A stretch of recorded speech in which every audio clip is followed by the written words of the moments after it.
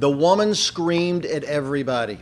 I mean, she screamed at everybody. In fact, she screamed at so many people, I thought she understood screaming was a leadership skill.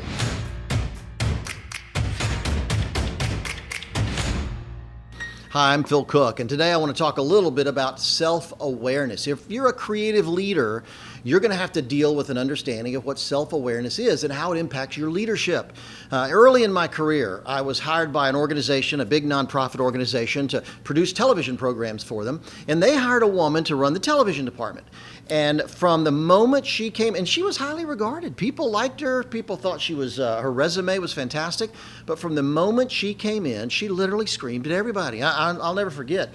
I was in her office one time meeting with her, and she was just angry all the time. And somebody walked by, her door was open, somebody walked by, and I leaned out and just said hi to that person, and she just yelled at me, "Hey, you're in a meeting with me right now. Don't you talk to other people?" She was always yelling at people. She just thought that was the way leaders act. Well, the truth is, she wasn't on the job for more than about 6 months, and she was fired. She was let go. Why? Because she didn't understand her self-awareness was not in sync with what everybody else perceived about her there at the organization. So the key thing to understand as a leader is, does my self-awareness, is that perception that I have of how I'm doing on my job and how I'm leading, is that accurate when it comes to the way other people look at you? The dictionary definition of self-awareness is simply that.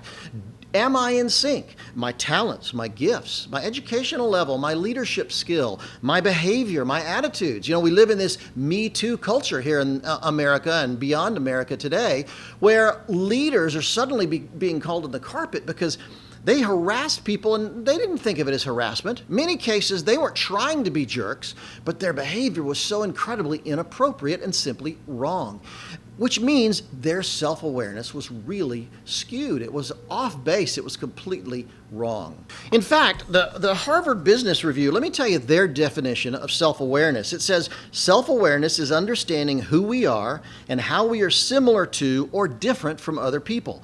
One key facet is self-knowledge. Remember that. One key facet is self-knowledge, how we see our various personality traits, values, attitudes, and behaviors. But another aspect is being aware of how consistent or inconsistent our self-view is compared to an external appraisal. In other words, how other people see us and appraise us.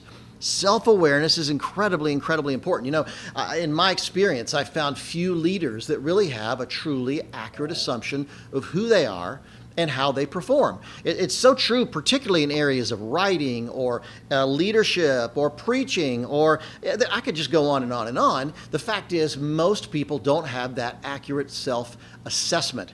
And it gets you into real trouble.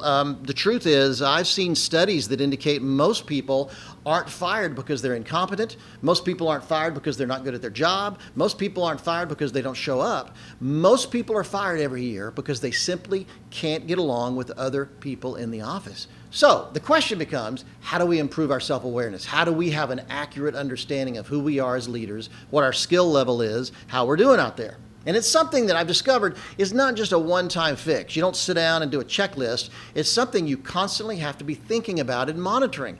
Is my skill level, is my talent, the way I lead people, do they perceive it accurately? Are we in sync? That's incredibly, incredibly important. So what do?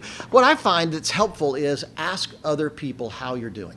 Now, the key thing is, don't ask people that report directly to you. Don't ask people that depend on you for a paycheck. Don't ask people that necessarily work for you, because their assessment is going to be a little skewed. Keep in mind, they're depending on you for a job, so they're going to be limited in what they say. Also, in many cases, they're enamored with you. They think you're a terrific leader, or they think you're, just a fantastic guy. They may not give you the kind of brutal, honest approach and appraisal that you need. I always suggest you ask other peers. Maybe they're board members for your organization. Maybe they're other executives that don't report to you. Maybe they're friends or associates that lead other organizations. Talk to them about your own, ask for their feedback on how you're doing, your leadership style, your behavior, your attitudes. That is so incredibly, incredibly important, because that will help you understand, if they're honest, it will help you get an idea of, is who I think I am who I really am? And that's going to be really, really very, very important. So the second thing I always do is try to raise the bar when it comes to self-awareness. I study the lives of leaders who are at a whole nother level from me, both historically, both leaders currently.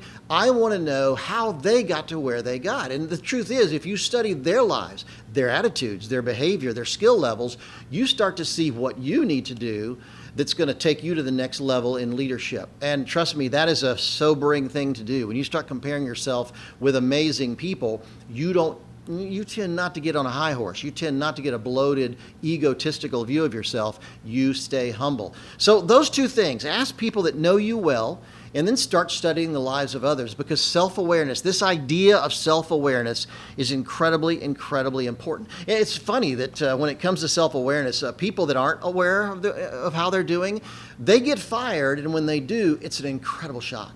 Incredible shock. I met an employee the other day that just had gotten fired from his company, and he was flabbergasted, stupefied, even though he was clearly driving his teammates nuts. He was driving the people he worked with crazy because of certain attitudes that he had, certain behaviors that he had, but he had no clue whatsoever. People had been complaining to his boss. People had been complaining about him. It was just an ugly situation, but he was completely blindsided because he did not have a real self-awareness. So here's what I encourage you to do. Number one, teach this to your team. Every employee on your team needs to understand what self-awareness is, and they need to constantly be monitoring themselves to make sure they're self-aware. Get everybody together. Teach on the subject. There's plenty of resources out there. Teach on the subject because it will really help them. The second thing is, help them get maybe a personality test. I'll tell you this is very interesting. It may be a DISC profile, it may be Myers-Briggs, it may be Strengths-Finders, but years ago, I spent decades working before I ever took a personality test. I think the first one I ever took was a DISC profile. And it's interesting that when that showed me how I was wired, I had spent years in guilt over areas that I'm not very strong at. Numbers, details, things like that. I'm not naturally gifted for. I'm a big picture thinker. I'm a big picture guy. I'm the creative guy. I'm great with people skills, but when it comes to details, when it comes to numbers, I'm terrible. I couldn't even balance my checkbook. And it was embarrassing. It was humiliating. But when I took that DISC profile, I started to realize how I was wired. And it freed me to let go of the areas I'm not good at and start focusing on the areas I'm good at. So today, I surround myself with people that are much smarter than me, who are very good at areas I'm not terribly good at, so I can focus on areas that I'm really gifted for. So start with a personality profile, because trust me, that will give you an incredible leap. So encourage your employees to take one. I know a church in the Midwest that they actually have every employee take a personality profile, and they post the results on their door.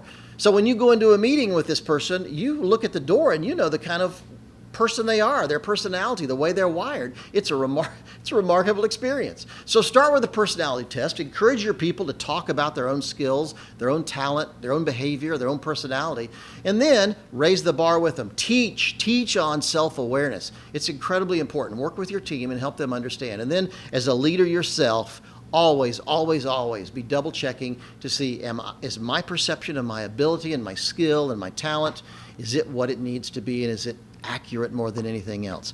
You know what? Don't let getting fired happen to you. Don't let embarrassment happen to you. Don't ever get into a situation where your lack of self-awareness cost you something significant, cost you something important. You never want to be in that place. What I've discovered in my own career is people that are the most self-aware have an incredibly accurate understanding of what's coming down the road. They have a better understanding of seeing the future because they understand where they are right now, where they need to improve, where their strengths are, those middle areas. It's incredibly important because when change happens, when change starts coming your way, people who are incredibly self-aware can make changes in their own lives happen sooner and adjust to a changing culture and a changing environment, and a changing business world faster than anyone else. Self-awareness. I think could be one of the most important things as a leader you could possibly focus on. So don't forget, come to my blog at philcook.com. That's philcooke.com, where we discuss all these issues and many more on being a creative leader, leading creative people. And if you sign up for my newsletter, you can do it on my homepage.